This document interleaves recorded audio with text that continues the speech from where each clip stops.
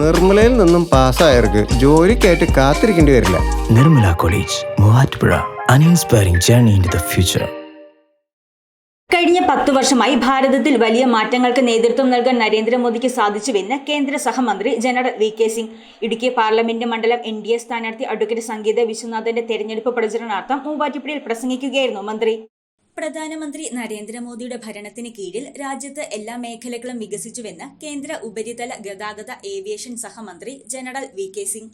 Idukki parliament മണ്ഡലം NDA സ്ഥാനാർത്ഥി advocate സംഗീത വിശ്വനാഥന്റെ തെരഞ്ഞെടുപ്പ് പ്രചരണാർത്ഥം മൂവാറ്റുപുഴയിൽ പ്രസംഗിക്കുകയായിരുന്നു മന്ത്രി.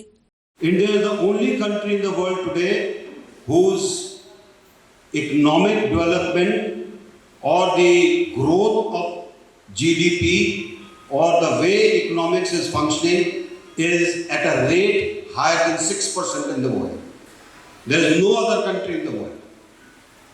അതിനെ ഏറ്റവും ആദ്യം നാം മനസ്സിലാക്കേണ്ടത് സാമ്പത്തിക രംഗത്തുണ്ടായിട്ടുള്ള പ്രധാനപ്പെട്ടിട്ടുള്ള ഒരേ ഒരു മാറ്റമാണ്. ഭാരതമാണ് ലോകത്തിലെ ഒരേ ഒരു രാജ്യം 6.5% GDP വളരുന്ന ലോകത്തിലെ ഒരേ ഒരു രാജ്യം ഭാരതമാണ്.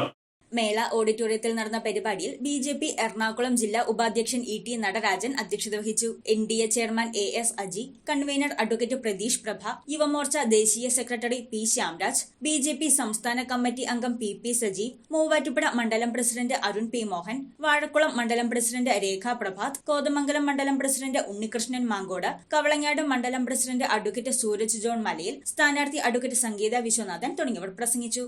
News desk, Muvattupuzha news. എന്റെ കാഴ്ചയ്ക്ക് ചില ബുദ്ധിമുട്ടുകൾ അനുഭവപ്പെടാൻ തുടങ്ങിയത് ഈയിടെയാ.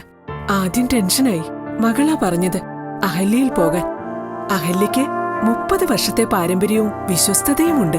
അഹല്യയിലെ വിദഗ്ധരായ ഡോക്ടർമാരുടെ ചികിത്സ കൊണ്ട് എനിക്ക് എന്റെ കാഴ്ചശക്തി പൂർണ്ണമായും തിരിച്ചു കിട്ടി. ഇപ്പൊ എനിക്ക് ഈസിയായി വായിക്കാം. നേത്ര സംരക്ഷണത്തിന് നമ്മുടെ Ahalya. Ahalya foundation eye hospital, കേരളത്തിൽ എല്ലായിടത്തും.